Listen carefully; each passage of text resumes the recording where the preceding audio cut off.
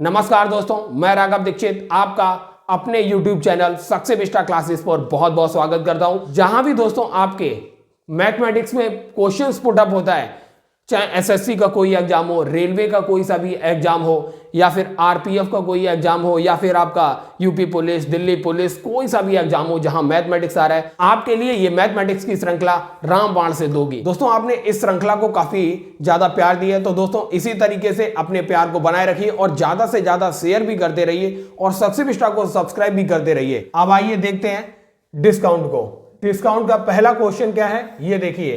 पहला क्वेश्चन है, यदि किसी वस्तु के अंकित मूल्य पर लगातार 2 मतलब छूटें क्रमशः 10% एवं 5% दिए जाते हैं, तो कुल बट्टा आपको बताना था, कुल कितना बट्टा मिला। तो दोस्तों कुल बट्टा निकालने के लिए आपको क्या करना पड़ता है, कुल छूट निकालने के लिए क्या करना पड़ेगा, कुल छूट जो हो जाएगी, अगर मान लीजिए कोई 2 लगातार छूटें R1% और R2% दी जाती हैं, तो इनको कुल छूट इक्विवेलेंट निकालने के लिए क्या होगा, R1 plus R2 minus R1 गुणा R2 अपॉन 100। अब देखिए R1 दिया है 10 और R2 दिया है 5, बस रख दीजिए 10 प्लस 5 माइनस 10 गुणा 5/100। ये क्या आएगा, 15 माइनस 10 पंजे 50 और 50 का ये हो जाएगा 50 दूनी 100 माइनस का 0.5 हो जाएगा। तो इक्विवेलेंट क्या आएगा, कुल छूट जो आएगी 14.5% जो है कुल छूट आएगी। कुल छूट जो है 14.5% की छूट आएगी। इस तरीके से निकालते हैं। ये शॉर्ट मेथड आपको याद रखना है, R1 plus R2 minus R1 into R2 upon 100। अब आइए देखते हैं अगले टाइप का क्वेश्चन जो आपसे पूछा जाता है। देखिए यहां भी छूट से ही संबंधित है। किसी वस्तु के अंकित मूल्य पर 3 क्रमशः छूटें 10%, 20% और 30% दी जाती हैं, तो वस्तु पर मिलने वाली कुल छूट आपको निकालनी थी। कुल छूट कितनी होगी, तो दोस्तों यहां पर 3 छूटें लगातार दी जा रही हैं। अगर 3 छूटें लगातार दी जाती हैं, R1%, R2% और R3%, तो आपको कुल छूट निकालने के लिए आपको याद रखना है, कुल छूट निकालने के लिए क्या करना है, 100 minus 1 minus R1 upon 100 into 1 minus R2 upon 100 into 1 minus R3 upon 100 गुणा हो जाएगा यहां 100 का। अब आप इसे हल कीजिए, इसमें R1 R2 R3 की वैल्यू रखिए। 100 माइनस 1 माइनस R1 की वैल्यू क्या है, 10/100 हो जाएगा, 10/100 गुणा 1 माइनस 20/100 हो जाएगा और गुणा 1 माइनस 30/100 हो जाएगा और इसका गुणा 100 से हो जाएगा। अब आप इसे हल करेंगे, क्या आएगा आंसर, 100 माइनस ये हो जाएगा 10 धाम 100, 9/10 हो जाएगा, गुणा ये 20 पंजे 100 मतलब 4/5 हो जाएगा, गुणा ये हो जाएगा 3/10 मतलब 7/10 हो जाएगा, गुणा 100 हो जाएगा। आप अगर इसे हल करेंगे तो ये आएगा 100 माइनस 252 बटे ये आएगा 500 गुणा 100 हो जाएगा। अगर आप इसे हल करेंगे तो 00 से 00 कैंसिल, 5 पंजे 25 हो जाएगा, 50.4। अब 100 में से 50.4 अगर माइनस करेंगे, 100 माइनस 50.4, तो ये आएगा 49.6%। तो कुल छूट कितनी आई, 49.6% जो है कुल छूट है। आपको मेन याद रखना था ये R1 R2 R3 अगर लगातार छूटें दी जाती हैं तो 100 माइनस गुणा 1 माइनस R1 अपॉन 100 गुणा 1 माइनस R2 अपॉन 100 गुणा 1 माइनस R3 अपॉन 100 इंटू 100 होता है। दोस्तों अगर ये इसमें आप रखेंगे तो आपको आसानी से कुल छूट मिल जाएगी, कुल बट्टा मिल जाएगा। अब दोस्तों देखते हैं छूट से अगले टाइप का क्वेश्चन क्या पूछा जाता है। अब दोस्तों देखिए ये क्वेश्चन आपसे पूछा जाता है, ये एक साइकिल का अंकित मूल्य जो है, अंकित मूल्य मार्क प्राइस जो है वो 1100 रुपए है। एक दुकानदार ने यदि साइकिल पर 10% की छूट दी और 10% का उसे लाभ हुआ, तो साइकिल का लागत मूल्य क्या होगा, लागत मूल्य। दोस्तों इसमें एक ट्रिक हमेशा याद रखिए, कॉस्ट प्राइस पर हमेशा प्रॉफिट निकाला जाता है। कॉस्ट प्राइस मल्टीप्लाई 100 प्लस जितना उसे प्रॉफिट हो रहा है। मान लेते हैं प्रॉफिट यहां पर अगर उसे कैपिटल R% का प्रॉफिट हो रहा है और स्मॉल R% की उसे छूट दी जा रही है, तो ट्रिक क्या है, कॉस्ट प्राइस इंटू 100 प्लस जितने का उसे लाभ हो रहा है आर बराबर मार्क प्राइस इंटू, क्योंकि छूट हमेशा मार्क प्राइस पे दी जाती है, मार्क प्राइस से किससे गुणा होगा 100 माइनस क्योंकि छूट दी जा रही है आर। बस हर एक की वैल्यू रखिए। कॉस्ट प्राइस आपसे पूछा गया है 100 प्लस आर आपको दिया है, लाभ कितना हो रहा है 10% का हो रहा है, 10% बराबर मार्क प्राइस कितना दिया है, अंकित मूल्य 1100 रुपए दिया हुआ है, तो 1100 यहां पर रखिए, 1100 गुणा 100 माइनस छूट दी जा रही है, आर स्मॉल आर की वैल्यू 10% की है, छूट दी जा रही है बस। तो कॉस्ट प्राइस बराबर हो जाएगा 1100 गुणा 90 बटा हो जाएगा 110, 110 धाम हो जाएगा 1100, तो कॉस्ट प्राइस की वैल्यू निकल के आई 90 गुणा 10 900 रुपए, 900 रुपए जो है कॉस्ट प्राइस की वैल्यू निकल के आई। इस तरीके से याद रखिए कॉस्ट प्राइस किससे मल्टीप्लाई होगा, क्योंकि प्रॉफिट हमेशा कॉस्ट प्राइस पे ही निकलता है, 100 प्लस प्रॉफिट बराबर मार्क प्राइस, क्योंकि छूट हमेशा मार्क प्राइस पे दी जाती है, 100 माइनस छूट। बस इसी में सारे फॉर्मूले, इसी में हमने सारी वैल्यू रखी, आपको आंसर मिल गया। इस तरीके से ये शॉर्ट ट्रिक आपको याद रखना है। एक ट्रेन जिसकी लंबाई 250 मीटर है, एक 350 मीटर लंबे प्लेटफॉर्म को 50 सेकंड में पार करती है, तो वही ट्रेन समान गति से 230 मीटर लंबे प्लेटफॉर्म को पार करने में कितना समय लेगी। बहुत आसानी से दोस्तों समझ में आ जाएगा आपको। देखिए यहां पर सबसे पहले आपको क्या है, सबसे पहले देखिए आपको बेसिक फॉर्मूला पता है, दूरी बराबर चाल गुणा समय, दूरी बराबर होता है चाल गुणा समय। अब दोस्तों देखिए इसमें चाल नियत है, चाल मतलब बदल नहीं रही है, दोनों स्थिति में चाल समान है, तो मतलब दूरी जो है वो समय के अनुसार और समय दूरी के अनुसार घटेगा बढ़ेगा, बिल्कुल एक ट्रेन।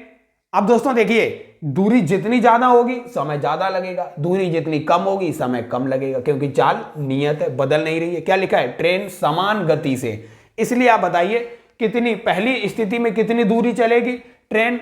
आपको पता है ये प्लेटफॉर्म है, अगर ये ट्रेन है तो ये ट्रेन प्लेटफॉर्म को पार करने में कितना टाइम लेगी, अगर यहां से इसने स्टार्ट करेगी और यहां जाएगी तब ट्रेन क्रॉस कर जाएगी, मतलब अपनी लंबाई प्लस प्लेटफॉर्म की लंबाई, इतनी दूरी चलना पड़ेगी ट्रेन को इस प्लेटफॉर्म को पार करने के लिए। बस तो पहली स्थिति में दूरी कितनी हो गई 250 प्लस प्लेटफॉर्म की लंबाई 350, पार करने में 50 सेकंड लग रहा था। दूसरी स्थिति में कुल दूरी कितनी हो गई 250 ट्रेन की लंबाई प्लस 230 प्लेटफॉर्म की लंबाई, मान ली हमने t सेकंड लग रहा है इसे पार करने में। बस इनको एक दूसरे से विभाजित कर देंगे, क्योंकि चाल दोनों स्थिति में बराबर है, तो मतलब ये दोनों इक्वेशन बराबर हो जाएंगे। क्या हो जाएगा, पहली स्थिति में हो जाएगा 600 बटा नीचे हो जाएगा 480 बराबर 50 सेकंड बटे टी हमें निकालना था। ये कट जाएगा, आप देखेंगे 12 पंजे 60, 12 चौक 48 और 5 से ये कट जाएगा, 5 धाम 50, तो टी की वैल्यू क्या हो जाएगी 4 का गुणा 10 में हो जाएगा और टी का गुणा 1 हो गया, इधर 1 में हो जाएगा, टी बराबर 40 का सेकंड आ गया, टी बराबर 40 सेकंड आ गया। मतलब ये 230 मीटर लंबा प्लेटफॉर्म 40 सेकंड में पार करेगी। ये कॉन्सेप्ट की बात रही। अब ट्रिक, इसी से ट्रिक निकल के आती है। क्या था, अगर एल लंबी ट्रेन है, L1 लंबे प्लेटफॉर्म को 50 सेकंड में पार करती है, तो वही ट्रेन एल लंबी ट्रेन L2 लंबे प्लेटफॉर्म को टी टाइम में पार करेगी। यही ट्रिक होती है। इसमें से कभी इस प्लेटफॉर्म के, इसी में दोस्तों आपसे टी पूछ देता है, कभी टी दे देता है तो दूसरे प्लेटफॉर्म की लंबाई पूछ देता है। बस यही डाटा आपको दिया जाता है, एक दे देगा एक पूछ लेगा, फिर इसी तरीके से। तो आपको समझ आई होगी ट्रिक कैसे बनती है। अब दोस्तों देखिए अगला क्वेश्चन क्या है, ये पूछा जाता है आपसे। ये क्वेश्चन देखिए काफी लंबा क्वेश्चन होता है और आप इसमें कंफ्यूज रहते हैं। स्टेशन ए तथा बी से दो ट्रेनें एक दूसरे की ओर क्रमशः 150 किलोमीटर प्रति घंटा और 130 किलोमीटर प्रति घंटा की गति से चलना प्रारंभ कर देती हैं।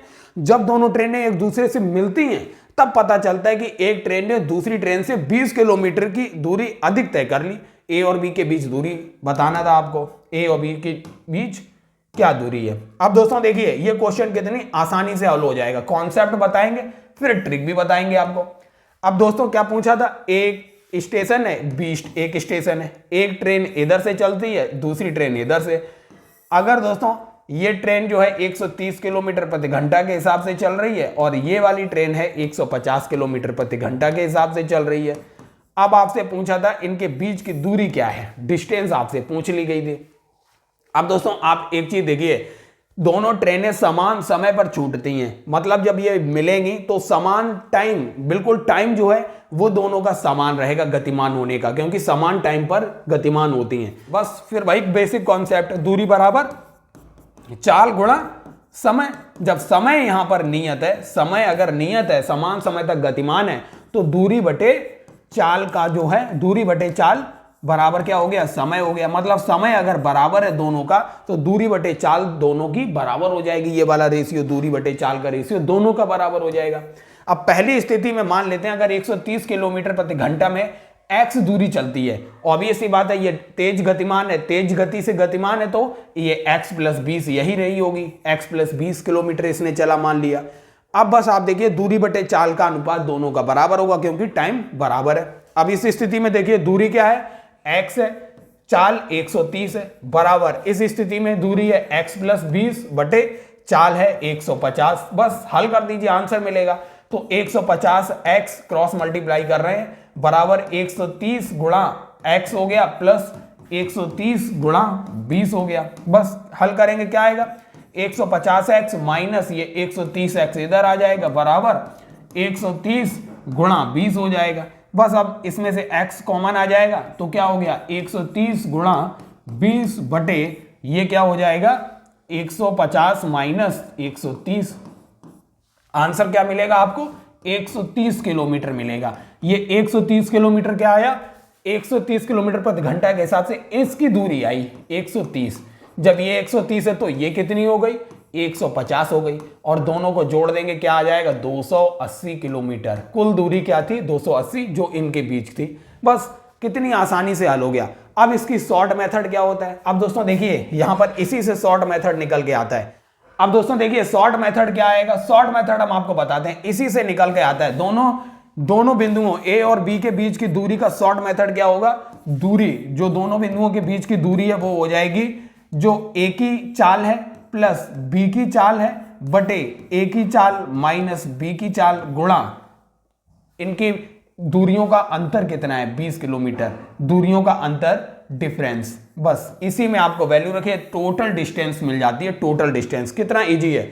अब देखिए पहली ट्रेन कितनी गति से गतिमान थी, 150, दूसरी ट्रेन 130 बटे 150 माइनस 130 गुणा डिफरेंस कितना है दूरी का, 20 किलोमीटर।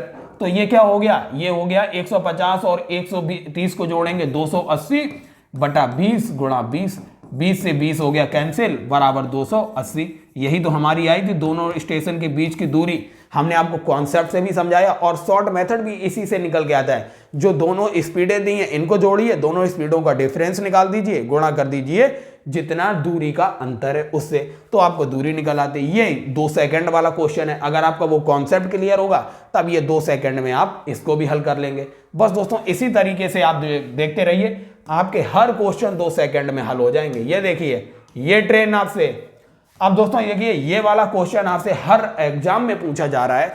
2 ट्रेनें हैं पटना से दिल्ली की ओर चलती हैं, एक ट्रेन 10 बजे छूटती है और दूसरी ट्रेन 10:30 बजे छूटती है। यदि पहली ट्रेन की चाल 120 किलोमीटर प्रति घंटा है और दूसरी ट्रेन की चाल 150 किलोमीटर प्रति घंटा है, तो वे दोनों पटना से कितनी दूरी पर जाकर मिल जाएंगी। ऑब्वियस सी बात है दोस्तों उनके बीच। देखिए अब दोस्तों देखिए इस क्वेश्चन को कैसे सेकंड्स में हल करते हैं। ये है पटना, मान लेते हैं ये पटना है, ये एक ट्रेन छूटी 10 बजे, इसकी स्पीड थी 120 किलोमीटर प्रति घंटा। एक ट्रेन छूटी 10:30 पर, इसकी स्पीड थी 150 किलोमीटर प्रति घंटा। अब मतलब ये 10:30 पे, ये 10 पे, तो मतलब ये वाली ट्रेन जो है आधा घंटा पहले, 30 मिनट पहले जल्दी छूट गई। अब बताइए 30 मिनट में ये ट्रेन कितनी आगे निकल गई होगी। 1 घंटे में 120 जा रही है, तो 30 मिनट में 60 किलोमीटर आगे निकल गई होगी, 60 किलोमीटर आगे निकल गई। अब दोनों ट्रेनों की स्पीड का अंतर कितना है, 150 माइनस 120, 30 किलोमीटर प्रति घंटा का अंतर है, 30 किलोमीटर प्रति घंटा। अब इस 60 किलोमीटर को भरने के लिए जब इनके बीच का डिफरेंस जो है वो 30 किलोमीटर प्रति घंटा के हिसाब से भरा जा रहा है, तो 60 किलोमीटर का डिफरेंस कितने घंटे में भर जाएगा, 2 घंटे में भर जाएगा, क्योंकि 60/30 मतलब 2 घंटे में ये अंतर भर गया। 2 घंटे में, जब 2 घंटे में अंतर भर गया, अब तो आप बताइए ये 150 किलोमीटर प्रति घंटा के हिसाब से जो ट्रेन चल रही थी 2 घंटे में कितनी चली होगी? 2 घंटे में कितनी चली होगी? 150 गुणा 2, 300 किलोमीटर चली हुई होगी कुल। 300 किलोमीटर कहाँ से? पटना से। तो यही तो पूछा था, 300 किलोमीटर दूर पे जाके ये ट्रेन मिल गई। यही पूछा था आपसे, वे दोनों पटना से कितनी दूरी पर मिलेंगी? 300 किलोमीटर। अब इसका शॉर्ट मेथड हम आपको बता देते हैं। शॉर्ट मेथड क्या है? आप देखिए इन दोनों के बीच टाइम का अंतर कितना है? टाइम का अंतर 30 मिनट। 30 मिनट का अंतर है, मतलब इसे हम 1/2 घंटा, 1/2 घंटा भी लिख सकते हैं। इतने मिनट का अंतर है। तो आप जो है T2 माइनस T1 कीजिए, टाइम का अंतर, और इसको गुणा कर दीजिए। पहली ट्रेन की चाल अगर A है, दूसरी ट्रेन की चाल अगर B है, तो इनका गुणा कीजिए। जो दूसरी ट्रेन की चाल माइनस पहली ट्रेन की चाल। तो दोस्तों बस यही हमारी ट्रिक है। दोनों ट्रेन के चलने के समय का अंतर कितना है, गुणा कीजिए। दोनों ट्रेन की चालों का गुणा कर दीजिए, अपॉन कर दीजिए दोनों ट्रेन की चाल के डिफरेंस से। बस अब इनके बीच टाइम कितना है? टाइम का अंतर कितना है? 1/2 घंटा, आधा घंटा है। इनकी स्पीड कितनी है? 120 गुणा 150 बटा इनके स्पीड का अंतर क्या है? 150 माइनस 120। बस इसे हल करेंगे, आपको आंसर मिलेगा। क्या आंसर मिला? ये मिला 120 गुणा 150 बटा हो जाएगा 2 गुणा 30। 2 गुणा 30 का मतलब क्या हो गया? 30 दूनी 60 हो गया, 60 और दूनी 120 हो गया। 150 गुणा 2 हो जाएगा 300 किलोमीटर। 300 किलोमीटर दूरी पर जाकर वे मिल जाएंगे। यही तो आंसर आया था। हमने आपको कॉन्सेप्ट भी समझाया, ट्रिक भी समझाई। ये क्वेश्चन, यदि कोई धन साधारण ब्याज की दर से 20 वर्षों में 4 गुना हो जाता है तो ब्याज की दर याद करना है। अगर दोस्तों मान लीजिए कोई धन टी टाइम में n गुना हो जाता है, टी टाइम में n गुना हो जाता है और साधारण ब्याज से, सिंपल इंटरेस्ट से, तो आपको रेट ऑफ इंटरेस्ट निकालने का शॉर्ट मेथड से याद रखिए, जितना गुना हो जाता है उसमें से -1 कीजिए और इसे 100 से कर दीजिए गुणा और t से कर दीजिए डिवाइड। t फॉर टाइम से डिवाइड करना है आपको। बस आप इसमें हर एक की वैल्यू रख दीजिए। देखिए रेट ऑफ इंटरेस्ट मिल जाएगा। अब देखिए कितने गुना हो जाता है? 4 गुना हो जाता है, मतलब 4 - 1 हो जाएगा इंटू 100 तो है ही, और अपॉन में क्या है? t फॉर टाइम है। टाइम कितना दिया है? 20 वर्षों में दिया है, तो 20 से डिवाइड कीजिए। 20 पंजे हो जाएगा 100 और 5 गुणा 3 हो जाएगा 15%। रेट ऑफ इंटरेस्ट क्या आया? 15% जो है रेट ऑफ इंटरेस्ट आया 15%। तो दोस्तों कमेंट करके बताइए ये शॉर्ट मेथड्स आपको कैसे लग रहे हैं, शॉर्ट ट्रिक आपको कैसी लग रही हैं। अगला क्वेश्चन देखते हैं किस टाइप का क्वेश्चन आपसे पूछा जाता है। अब दोस्तों ये देखिए दूसरे टाइप का क्वेश्चन क्या है? यदि कोई धन 5 वर्षों में दोगुना हो जाता है तो वह समय ज्ञात कीजिए जिसमें समान ब्याज दर से धन 8 गुना हो जाएगा। आपको समय t ज्ञात करना है। अगर कोई धन t1 टाइम में दोस्तों m गुना हो जाता है और t2 टाइम में वही धन n गुना हो जाता है, उसके लिए दोस्तों हम बताएंगे यहां पर शॉर्ट मेथड। साधारण ब्याज के लिए है ये दोस्तों, साधारण ब्याज से, साधारण ब्याज के लिए, सिंपल इंटरेस्ट के लिए ये है। अगर दोस्तों t1 समय में m गुना, t2 समय में n गुना हो रहा है, तो देखिए 5 वर्षों में 2 गुना हो रहा है, मतलब t1 की वैल्यू क्या है? 5 वर्ष। कितने गुना? 2 गुना, मतलब m की वैल्यू 2 गुना है। अब पूछ रहा है कितने समय में, मतलब t2 की वैल्यू आपको फाइंड करना है। कितना गुना हो जाएगा? 8 गुना। 8 गुना मतलब n की वैल्यू 8 गुना। अब इसकी ट्रिक क्या है? t1 अपॉन t2 बराबर m-1 अपॉन n-1। बस ये ट्रिक आप याद रखिए। t1 अपॉन t2 बराबर m-1 अपॉन n-1। आशा करते हैं ट्रिक समझ आई होगी। अब हम इसमें वैल्यू रखते हैं। t1 क्या है? 5 है, अपॉन t2 हमें निकालना है। m कितना है? 2 गुना, 2 - 1 अपॉन n कितना है? 8 गुना, 8 - 1। बस रख दीजिए। 5 अपॉन t2 बराबर 1/7। क्रॉस मल्टीप्लाई करेंगे, t2 की वैल्यू 7 पन्ना 35 वर्ष मिल जाएगी। मतलब ये जो धन है, ये धन 8 गुना 35 वर्षों में हो जाएगा साधारण ब्याज से। दोस्तों ये ट्रिक आपको समझ आई है तो लाइक भी कीजिए और कमेंट सेक्शन में यस लिख दीजिए कि सर आपकी ट्रिक समझ आ रही है। अब दोस्तों अगला क्वेश्चन देखते हैं। क्वेश्चन नंबर 3 देखिए, साधारण ब्याज से आपसे पूछा जाता है। क्या है? यदि कोई धन निश्चित समय में 5% साधारण ब्याज की दर से 3 गुना हो जाता है तो वह ब्याज दर ज्ञात कीजिए जिसमें वह धन 6 गुना हो जाएगा। वहां दोस्तों यहां पर देखिए टाइम कांस्टेंट है, समान समय में। क्या समान समय? यहां पर दोस्तों समान समय है लेकिन रेट ऑफ इंटरेस्ट अलग है। वहां दोस्तों रेट ऑफ इंटरेस्ट सेम था पिछले क्वेश्चन में, टाइम अलग था। अब देखिए अगर कोई धन R1 रेट ऑफ इंटरेस्ट साधारण ब्याज की दर से अगर वह कोई धन m गुना हो जाता है और R2 साधारण ब्याज की दर से n गुना हो जाता है तो इसकी ट्रिक क्या होती है? R1 अपॉन R2 बराबर m-1 अपॉन n-1। दोस्तों यह ट्रिक आपको समझ आई होगी। अब दोस्तों देखिए R1 क्या दिया है? 5% साधारण ब्याज की दर दी हुई है। कितने गुना होता है? 3 गुना होता है, मतलब m की वैल्यू 3 दी हुई थी। तो वह ब्याज दर ज्ञात कीजिए, R2 ज्ञात करना है आपको जिसमें धन 6 गुना हो जाएगा, m की वैल्यू 6 दी हुई है। अब बस ये आपकी ट्रिक है, सारा डाटा आपको दिया गया है, रख दीजिए। क्या आएगा? R1 है 5, R2 आपको फाइंड करना है, m है 3, 3 माइनस 1 और n है 6, 6 माइनस 1। 5 बटा R2 बराबर 2 बटा 5। तो R2 की वैल्यू क्या हो जाएगी?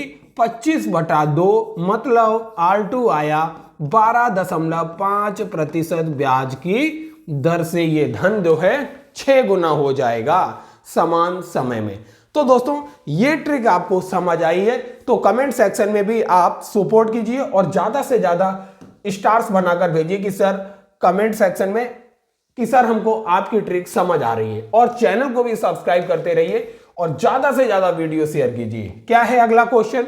चौथे टाइप का साधारण ब्याज से क्वेश्चन पूछा जाता है। यदि कोई धन एक निश्चित समय में 8% साधारण ब्याज की दर से 500 रुपए हो जाता है और समान धन 2% ब्याज की दर से 200 रुपए हो जाता है तो मूलधन एवं समय ज्ञात करना है। इसमें दोस्तों मूलधन और समय आपको ज्ञात करना है। तो दोस्तों ये क्वेश्चन की ट्रिक हम आपको बताते हैं। अगर कोई धन R1 ब्याज की दर से A1 हो जाता है और R2 ब्याज की दर से A2 हो जाता है तो उस केस में जो टाइम होता है, टाइम की ट्रिक होती है, याद रखिए टाइम की ट्रिक होती है A1 minus A2 upon A2 R1, इन दोनों का गुणा कीजिए, A2 R1 minus R2 A1, मतलब A1 R2 गुणा 100।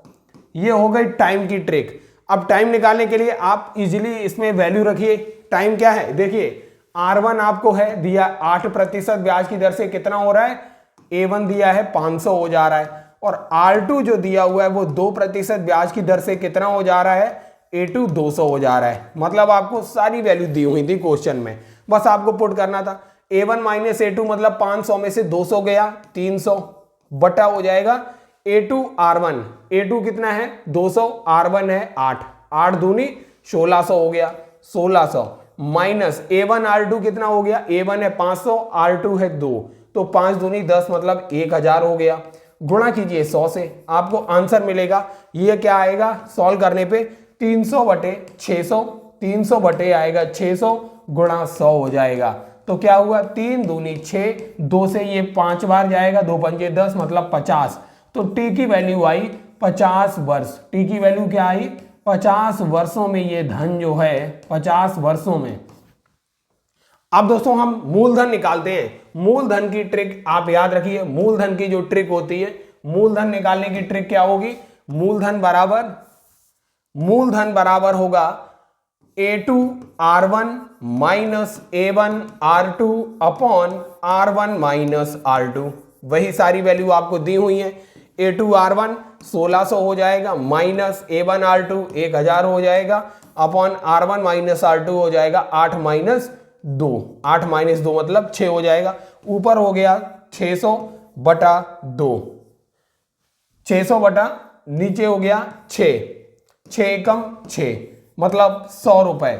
मूलधन जो था आपका, मूलधन जो है वो 100 रुपए था, मूलधन 100 रुपए मूलधन था। और ये 8% ब्याज की दर से 500 रुपए हो जाएगा और समान धन 2% ब्याज की दर से 200 रुपए हो जाएगा। कितने टाइम में? टाइम आपका निकल के आया था 50 वर्षों में ये इतना हो पाएगा और आपको मूलधन था 100 रुपए। उम्मीद करते हैं ये ट्रिक आपको समझ आई होगी मूलधन और समय निकालने की। अब दोस्तों देखते हैं ये अगला क्वेश्चन। अब दोस्तों ये देखिए क्वेश्चन 5वां है। एक निश्चित धन साधारण ब्याज की दर से 4 वर्षों में 1125 रुपए हो जाता है एवं 1200 रुपए 7 वर्षों में हो जाता है, तो मूलधन एवं ब्याज की दर ज्ञात करना है। दोस्तों यहां भी वही है, क्या दिया हुआ, यहां देखिए टाइम दिया है। कोई धन T1 समय में A1 हो जाता है, T2 समय में A2 हो जाता है। तो आपको यहां पर रेट ऑफ इंटरेस्ट पूछी थी, ब्याज की दर क्या होगी, और दूसरा पूछा था यहां पर आपको मूलधन P की वैल्यू पूछी थी। तो दोस्तों इसका सबसे पहले हम रेट ऑफ इंटरेस्ट देखते हैं। जैसे अभी हमने पिछले फॉर्मूले में दोस्तों वहां पर रेट ऑफ इंटरेस्ट दिया था, टाइम निकालना था, यहां टाइम दिया है, रेट ऑफ इंटरेस्ट निकालना है। ट्रिक लगभग समान ही रहेगी। तो रेट ऑफ इंटरेस्ट बराबर क्या हो जाएगा, A1 minus A2 upon A2 T1 minus A1 T2 गुणा हो जाएगा 100 से। तो दोस्तों ये ट्रिक आपको याद रखना है। अब इसमें आप वैल्यू रख सकते हैं 1125 माइनस A2 कितना है, 1200 है, अपॉन A2 T1, A2 कितना है 1200 गुणा 4 4800 हो जाएगा, माइनस 1125 गुणा 7 हो जाएगा 7875 हो जाएगा, 7875 हो जाएगा। और इसको गुणा 100 से कीजिए। अब दोस्तों देखिए ये जो आएगा इसे सॉल्व करने पे ऊपर आएगा माइनस का 75 गुणा 100 से होगा तो 7500 बटा नीचे हो जाएगा 3075। और इसको जब हल करेंगे तो नीचे माइनस होगा, ये माइनस से माइनस भी कैंसिल होगा, तो 2.43% आपका आंसर निकल के आएगा। दोस्तों मेन मुद्दा ये था कि रेट ऑफ इंटरेस्ट निकालने के लिए शॉर्ट मेथड क्या है, A1 माइनस A2 करेंगे upon A2 into T1 minus A1 into T2 into 100। ये जो है रेट ऑफ इंटरेस्ट निकालने का शॉर्ट मेथड्स है। चक्रवृद्धि ब्याज, तो दोस्तों आपके एग्जाम में ये 5 टाइप के क्वेश्चन चक्रवृद्धि ब्याज से पूछे जाते हैं। चाहे आप कोई सा भी एग्जाम दे रहे हैं, एसएससी में कोई सा भी एग्जाम दे रहे हो, या फिर आप रेलवे का दे रहे हो, या फिर आप सीटेट का दे रहे हो, कोई सा भी एग्जाम जहां मैथमेटिक्स पूछा जा रहा है, हर जगह ये कंपाउंड इंटरेस्ट से क्वेश्चन पूछे जा रहे हैं। तो आइए पहला टाइप देखते हैं। पहले टाइप का क्वेश्चन क्या है, ये देखिए फर्स्ट टाइप का। 2 वर्ष के लिए 5% ब्याज की दर से किसी धन के चक्रवृद्धि ब्याज और साधारण ब्याज का अंतर 5 रुपए दिया था, तो आपको मूलधन P की वैल्यू निकालनी थी। दोस्तों याद रखिए ये जो ट्रिक है केवल 2 वर्ष के लिए ही, अगर टाइम 2 वर्ष है तो उसके लिए एप्लीकेबल होती है। तो याद रखिए जो कंपाउंड इंटरेस्ट और सिंपल इंटरेस्ट है, साधारण ब्याज और चक्रवृद्धि ब्याज का अंतर होता है, ये किसके बराबर होता है, मूलधन गुणा जो ब्याज की दर है इसको 100 से डिवाइड कीजिए और इसका कर दीजिए होल स्क्वायर। बस आपको देखिए इनका अंतर कितने रुपए दिया है, 5 रुपए दिया हुआ है और मूलधन निकालना है। और ये ब्याज की दर क्या दी हुई है, 5% ब्याज की दर दी है, तो 5/100 हो जाएगा। इसका स्क्वायर 5 दूनी 10 मतलब 1/20, तो 5 बराबर क्या आया P, 20 का स्क्वायर करेंगे तो 400 हो जाएगा। बस 400 को इधर गुणा कर दीजिए तो आपको ये मूलधन की वैल्यू क्या मिल गई, 400 को 5 में गुणा करेंगे 2000 रुपए जो था ये मूलधन 2000 रुपए था। बस यही पूछा गया था, मूलधन की वैल्यू पूछी गई थी। तो दोस्तों आशा करते हैं ये ट्रिक आपको समझ आई होगी। अब आइए दोस्तों देखते हैं दूसरे टाइप का क्वेश्चन आपसे पूछा जाता है। यहीं देखिए ये दूसरे टाइप का क्वेश्चन क्या है, सेम क्वेश्चन है। 3 वर्ष के लिए 20% ब्याज की दर से किसी धन के चक्रवृद्धि ब्याज और साधारण ब्याज का अंतर 64 रुपए है, तो वह मूलधन ज्ञात करना है। दोस्तों यहां पर देखिए टाइम 3 वर्ष कर दिया गया है, पिछले क्वेश्चन में 2 वर्ष था। तो इसकी ट्रिक क्या होती है, जो साधारण ब्याज और चक्रवृद्धि ब्याज का अंतर होता है वो बराबर होता है मूलधन गुणा R/100 का होल स्क्वायर। ये तो उतना ही रहा। इसमें दोस्तों एक चीज और ऐड हो जाती है टर्म, वो होता है r/100 प्लस का 3, ये और ऐड हो जाता है। अब वैल्यू रखिए, इनका अंतर 64 रुपए दिया हुआ है, 64 रुपए बराबर मूलधन आपको निकालना है और ब्याज की दर दी हुई है 20% ब्याज की दर दी थी, तो 20/100 हो गया, 20/100 का स्क्वायर, यहां भी 20/100 हो गया प्लस का 3। अब इसे आप हल कर लीजिए, क्या आएगा, 64 बराबर आएगा 20×5 5 का स्क्वायर हो जाएगा 1/25 हो जाएगा, गुणा 20×100 5 3 15 और 1 16/5 हो जाएगा। आप इसे इजीली हल कर सकते हैं। हल करने पे क्या होगा, 25 और 5 का इधर गुणा हो जाएगा, तो हो जाएगा 64 गुणा 25 गुणा 5, नीचे हो जाएगा 16, नीचे विभाजित हो जाएगा, बराबर ये वैल्यू मूलधन की आएगी, 16 चौकू 64 हो जाएगा, 25 चौकू 100, 100 पंजे 500, तो मूलधन की वैल्यू क्या आएगी, 500 रुपए जो था मूलधन था। उम्मीद करते हैं दोस्तों ये आपको ट्रिक याद रखना है, ये ट्रिक है, मेन ट्रिक ये है, यही आपको याद रखना था। चक्रवृद्धि ब्याज और साधारण ब्याज का अंतर जो होता है वो मूलधन गुणा r/100 का होल स्क्वायर गुणा r/100 प्लस 3, ये 3 वर्ष के लिए है, तो ये टर्म और याद कर लीजिए, ये ऐड हो जाता है 3 वर्ष में। तो ये दूसरी हमारी ट्रिक थी, ये दूसरे टाइप का क्वेश्चन था, आपसे एग्जाम में पूछा जाता है। अब आइए देखते हैं अगला टाइप जो चक्रवृद्धि ब्याज से पूछा जाता है। ये देखिए तीसरा टाइप, दोस्तों ये अगला टाइप का क्वेश्चन क्या है, यदि कोई धन किसी चक्रवृद्धि ब्याज दर से 5 वर्षों में, यहां 5 वर्षों और ऐड होगा, 5 वर्षों में दोगुना हो जाता है, तो समान ब्याज दर से कितने समय में 16 गुना हो जाएगा। इस टाइप का क्वेश्चन दोस्तों दिया जाता है कि अगर कोई धन x गुना हो जाता है n1 समय में और y गुना हो जाता है n2 समय में, तो हमेशा इसकी ट्रिक याद रखिए क्या होती है, x की पावर 1/n1 बराबर y की पावर 1/n2। बस वैल्यू रखिए कितना, 5 वर्षों में n1 की वैल्यू क्या है 5 वर्ष, कितना गुना हो रहा है, 2 गुना, मतलब x की वैल्यू 2 गुना हो गई। अब देखिए टाइम पूछा है कितने समय में, मतलब n2 आपको निकालना है, y की वैल्यू कितनी है 16 गुना हो जाएगा, ये दिया हुआ था। बस वैल्यू रखिए, x की जगह रखिए 2 की पावर 1/5 बराबर यहां हो जाएगा 16 की पावर 1/n2, n2 आपको निकालना था। बस हल करिए क्या आएगा, इसे कैसे लिखेंगे, 2 की पावर 1/5 बराबर 16 को अब हम कैसे लिखेंगे 2 की फॉर्म में, 2 की पावर 4 गुणा 1/n2 ऐसे भी लिख सकते हैं। तो 2 की पावर 1/5 बराबर 2 की पावर 4/n2। देखिए ये देखिए बेस आधार जो है दोनों का समान है, यहां भी 2 है, यहां भी 2 है। अगर ये संख्याएं आधार समान है तो इनकी घातें भी समान होगी, क्योंकि ये पूरी की पूरी संख्याएं एक दूसरे के बराबर हैं, तो घातें भी बराबर हो जाएंगी। 1/5 बराबर 4/n2 हो जाएगा। तो n2 की वैल्यू क्या आएगी, क्रॉस मल्टीप्लाई करेंगे, n2 बराबर हो जाएगा 5 चौक 20, तो 20 वर्षों में ये धन 16 गुना हो जाएगा समान चक्रवृद्धि ब्याज की दर से, याद रखिए। तो ये ट्रिक आप याद रखिए, ये वाली ट्रिक, x की पावर 1/n1 बराबर y की पावर 1/n2। अब आइए देखते हैं अगला टाइप। अगले टाइप का क्वेश्चन आपसे एग्जाम में पूछा जाता है। अब अगला क्वेश्चन क्या है दोस्तों, चक्रवृद्धि ब्याज पर अगर कोई निवेशित धन है वो 2 वर्षों में 800 रुपए हो जाता है और 3 वर्षों में 840 रुपए हो जाता है, तो आपको ब्याज की दर और साथ ही साथ मूलधन भी ज्ञात करना होता है। दोस्तों इसकी ट्रिक क्या है, अगर कोई धन मान लीजिए n वर्षों में अगर a1 हो जाता है और n+1, ये याद रखिए n वर्ष और n+1 वर्षों में a2 हो जाता है। ये ट्रिक n और n+1 में ही काम करेगी। जैसे यहां देखिए 2 वर्षों और फिर उसके बाद 3 वर्षों, 2 + 1 3 वर्षों, इसी के लिए काम करेगी। अगर कोई धन n वर्ष में a1 और n+1 वर्ष में a2 हो जाता है तो आपको ब्याज की दर याद करना था, ब्याज की दर।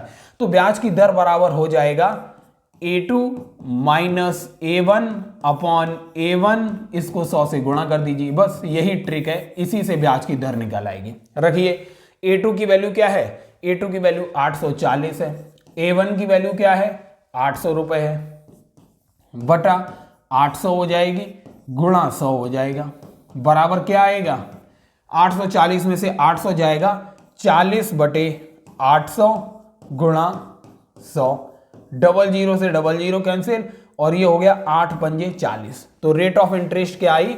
रेट ऑफ इंटरेस्ट आया 5% ब्याज की दर निकल के आ गई 5%। अब आइए दोस्तों, मूलधन निकालने के लिए हमें क्या करना पड़ेगा? तो मूलधन निकालने के लिए याद रखिए ट्रिक, P बराबर क्या हो जाएगा? A1/A2 की पावर n गुणा A1। तो दोस्तों यहां पर A1 की वैल्यू क्या है? A1 की वैल्यू यहां पर है 800 बटे A2 की वैल्यू क्या है? 840 गुणा और इसकी पावर n कितना है? 2 वर्ष है तो 2 रखिए और A1 की वैल्यू क्या है? 800। इसको हल करने पर दोस्तों आपको आंसर आसानी से मिल जाएगा। तो ये ट्रिक याद रखिए मूलधन निकालने की, जो आपका मूलधन निकालने की ट्रिक है A1/A2 की पावर n, ये वाला समय गुणा A1। ये अगर आपको पता है तो आप A1 की वैल्यू दी हुई है, A2 दिया हुआ है, N1 दिया है, N2 दिया हुआ है। देखिए एवरेज का ये क्वेश्चन है। एक व्यक्ति एक निश्चित दूरी कार के द्वारा 25 किलोमीटर प्रति घंटे से तय करता है और वापस उसी बिंदु पर 40 किलोमीटर प्रति घंटे की चाल से वापस आ जाता है, तो उसकी पूरी यात्रा में औसत चाल क्या है? मतलब एक बिंदु से कोई व्यक्ति गया, A से लेके B तक जाता है और दूसरी स्पीड से वापस आ जाता है, मतलब इसमें दूरी जो है नियत है। ट्रिक इसी के लिए काम करेगी अगर दूरी कांस्टेंट है जाने आने की। अगर दोस्तों अलग अलग स्पीड से समान दूरी तय की जा रही है तब ये ट्रिक काम करेगी। ट्रिक क्या है? देखिए, तो एवरेज स्पीड जो होगी, एवरेज स्पीड बराबर जाने की 2 से गुना कीजिए जाने की स्पीड को 25 और गुणा कीजिए इसे आने की स्पीड से और डिवाइड कर दीजिए जाने की स्पीड प्लस आने की स्पीड। बस यही आंसर हो जाएगा आपका। ये हो जाएगा 25 दूनी 50 गुणा 40 बटे हो जाएगा नीचे 65। आप इसे और भी सॉल्व कर सकते हैं, 5 से काटेंगे 13 बार जाएगा, 10 हो जाएगा, तो 400/13 किलो। तो दोस्तों 400/13 किलोमीटर प्रति घंटा जो है ये एवरेज स्पीड आएगी। अब आइए दोस्तों देखते हैं आपका दूसरा क्वेश्चन, देखते हैं दूसरी ट्रिक। तो ये ट्रिक याद रखिए, ट्रिक हमारी क्या थी? हमारी ट्रिक क्या थी हमारी? एक बार और देखते हैं। 2 से गुणा कीजिए जाने की स्पीड, गुणा कीजिए आने की स्पीड अपॉन जाने की स्पीड प्लस आने की स्पीड, ये होगी एवरेज स्पीड इस क्वेश्चन के लिए। अब दोस्तों आइए देखते हैं अगला क्वेश्चन। जरा ये क्वेश्चन देखिए, एसएससी सीजीएल में पूछा गया था। 0.5 × 0.5 × 0.5 प्लस 0.2 × 0.2 × 0.2 प्लस 0.3 3 टाइम्स मल्टीप्लाई है माइनस 3 × 0.5 × 0.3 × 0.2 और नीचे भी यही है।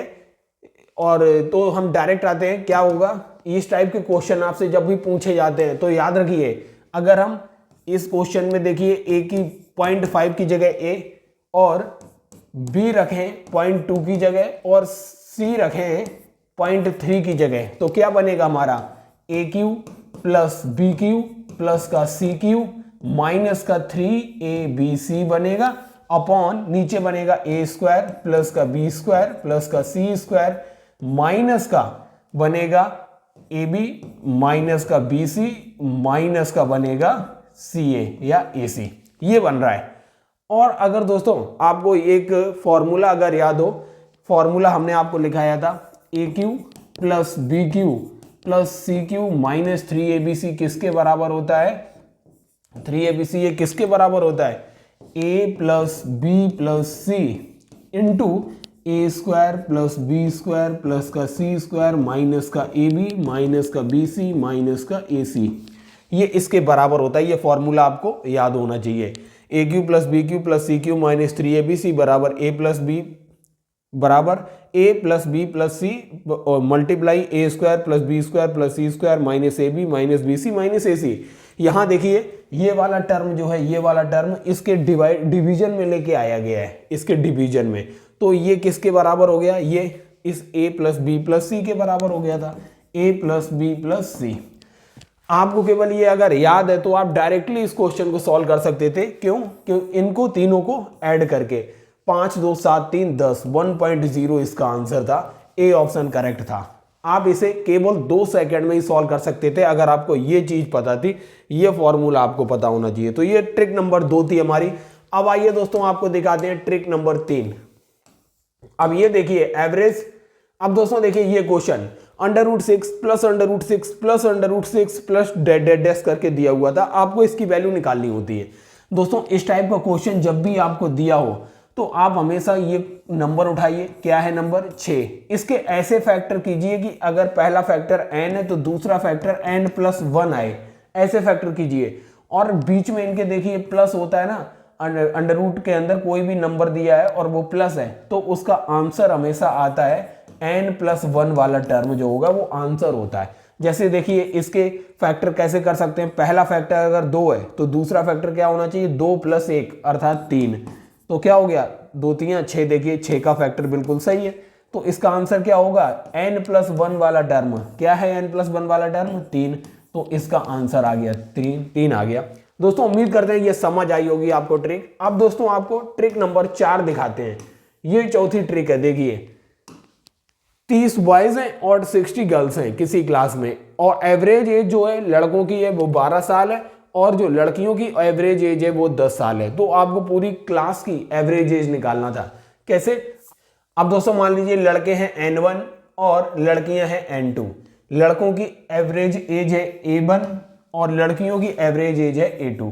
तो पूरी क्लास की एवरेज एज का फॉर्मूला याद रखिए, ट्रिक है हमारी एवरेज एज की जो ट्रिक है वो क्या है, n1 × a1 plus n2 × a2 upon n1 plus n2। बस ये शॉर्ट ट्रिक है। एक ही में आप दोस्तों केवल 5 सेकंड में आंसर निकाल देंगे। कैसे, देखिए लड़के कितने हैं, 30 है, 30 को गुणा कर दीजिए, लड़कों की औसत आयु कितनी है 12, प्लस लड़कियां कितनी है 60 है, इनकी औसत आयु क्या है 10 है। बस आप देखिए लड़कों के कितने लड़के हैं 30 और लड़कियां कितनी है 60।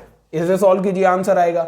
ये हो गया 12 × 36, 360 में 600 जोड़ेंगे तो 960 आएगा अपॉन में 90। बस ये आपका आंसर हो जाएगा। ये आएगा 10.66 ईयर जो है ये आपका एवरेज एज हो जाएगा पूरी क्लास का। उम्मीद करते हैं दोस्तों ये शॉर्ट ट्रिक आपको याद रहेगी, शॉर्ट ट्रिक। अब आइए दोस्तों देखते हैं अगला शॉर्ट ट्रिक देखते हैं।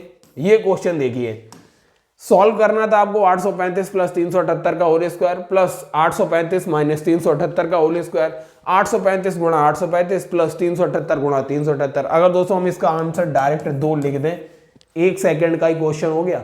मैंने इसका 1 सेकंड में इसलिए कर दिया क्योंकि मुझे पता है a प्लस बी का whole square plus a minus B के होल स्क्वायर को मैं directly 2 × a square plus B square लिख सकता हूं। मुझे ये डायरेक्टली पता है इसलिए मैंने लिखा। क्योंकि देखिए कैसे लिखेंगे, a square plus B square plus का 2ab हो जाएगा और ये हो जाएगा a स्क्वायर प्लस का बी स्क्वायर माइनस का 2ab हो जाएगा। 2ab माइनस का यहाँ प्लस का, बस कैंसिल हो गया। a स्क्वायर 2a स्क्वायर और b स्क्वायर 2b स्क्वायर। तो बस इसको, इस टर्म को अगर आपको डायरेक्टली ये पता है लिख लेते हैं तो आपको सॉल्व भी नहीं करना पड़ेगा। आप देखिए ये क्या है, 835 अगर a है और 378 अगर b है तो क्या बन रहा है ऊपर, a प्लस बी का whole square plus a minus B का होल स्क्वायर। तो इसे कैसे लिख सकते हैं, 2 × a square plus B square और अपॉन में देखिए क्या है, a स्क्वायर हो गया और b × b स्क्वायर हो गया। अब देखिए a square plus B square ऊपर नीचे दोनों था, बस आंसर 2 आ गया। हमने यहाँ डायरेक्ट 1 सेकंड के अंदर ही 2 लिख दिया था। इतना लंबा चौड़ा आपको समझाने के लिए, बाकी की शॉर्ट ट्रिक केवल यही थी कि इस टर्म को आप कैसे लिख सकते हैं। बस श्रृंखला 3 9 15 21 -87, इसका आपको औसत बताना था। औसत क्या है, अब दोस्तों देखिए रैंडम श्रृंखला दी गई है, आप इनका सबसे पहले अंतर निकालिए। 9 में से 3 गया 6 होगा और 15 में से 9 गया 6 होगा, 21 में से 15 गया 6 होगा।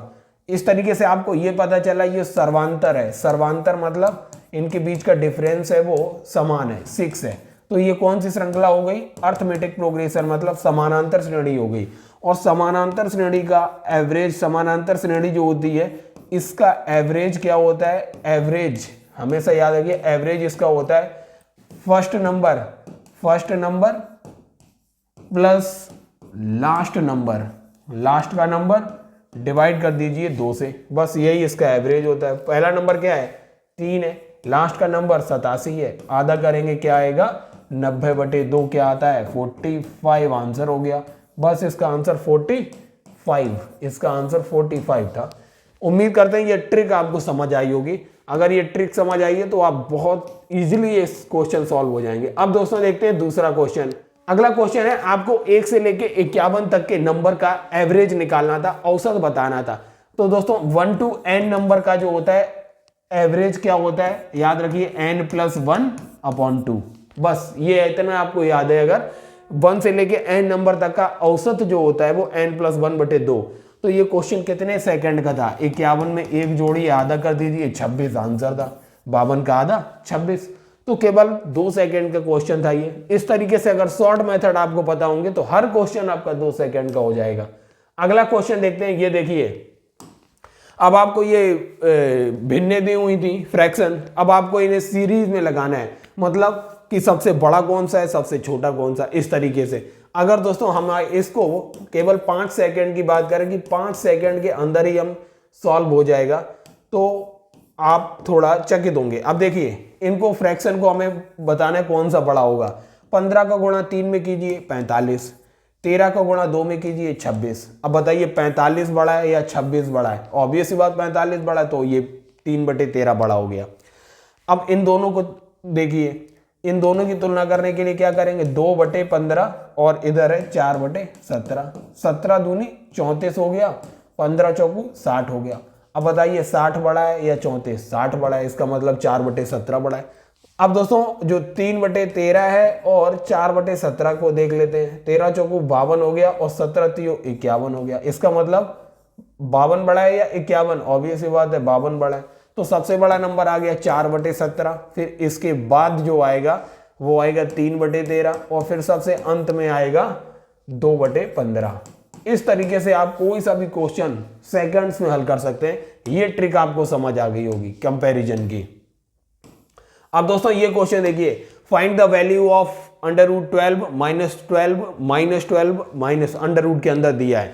दोस्तों इसका मतलब है आपको क्या करना है, जो नंबर दिया हुआ है इसको उठाइए 12 और इसके ऐसे फैक्टर कीजिए, अगर पहला फैक्टर n है तो दूसरा फैक्टर इसका n+1 हो। अब दोस्तों देखिए यहां पर माइनस है, माइनस के टर्म में हमेशा जो छोटा वाला नंबर होता है n जो होता है इसका आंसर होता है। अब देखिए 12 है, 12 के ऐसे फैक्टर करेंगे क्या, पहला अगर फैक्टर 3 है तो दूसरा फैक्टर 3+1 अर्थात 4 होना चाहिए, 4 3 12। तो इस केस में आंसर क्या होता है, हमेशा n वाला टर्म होता है। ये n वाला टर्म क्या है 3 है, तो इसका मतलब इसका आंसर क्या होगा 3 जो होगा इसका आंसर होगा। अब दोस्तों हमारी लास्ट ट्रिक है, दो संख्याओं का एलसीएम जो है 864 है तथा उनका एचसीएफ अर्थात मासा जो है 144 है। यदि एक संख्या 288 है तो दूसरी संख्या क्या होगी। दोस्तों आप एक बात याद रखिए, जो एलसीएम और एचसीएफ का जो गुणनफल होता है ये किसके बराबर होता है, जो दो संख्याएं होती हैं दोनों संख्याओं का गुणनफल, दोनों संख्याओं के गुणनफल के बराबर होगा, गुणनफल के बराबर होता है एलसीएम और एचसीएफ। आप बताइए एलसीएम कितना है 864 है, गुणा कीजिए एचसीएफ कितना है 144 है, बराबर अगर पहली संख्या हमने मान ली x है तो दूसरी संख्या क्या दी हुई है 288 है। बस x की वैल्यू निकल आएगी। x की वैल्यू क्या आएगी, x की वैल्यू आएगी 864 गुणा 144 बटे 288 का मतलब हो गया 144 दूना 288 और 2 से ये कट हो जाएगा, 2 चौकू 8 हो जाएगा 432। मतलब x की वैल्यू जो आई वो 432 आई, 432। इसका देखिए सी ऑप्शन बिल्कुल करेक्ट था, सी ऑप्शन बिल्कुल करेक्ट होगा। 5 मिनट 5 मैथमेटिक्स की ट्रिक्स का ये सेशन आपको कैसा लग रहा है। अगर दोस्तों आप इसको एंजॉय कर रहे हैं और आपके लिए हेल्पफुल लग रहा है तो सक्सेस विस्टा क्लासेस की भी हेल्प कीजिए और इसको सपोर्ट कीजिए। ज़्यादा से ज़्यादा इस वीडियो श्रृंखला को शेयर भी कीजिए और बहुत सारे स्टूडेंट्स तक ये श्रृंखला पहुंचाइए। सक्सेस विस्टा क्लासेस को सब्सक्राइब भी करते रहिए। धन्यवाद दोस्तों आपका ये वीडियो श्रृंखला देखने के लिए।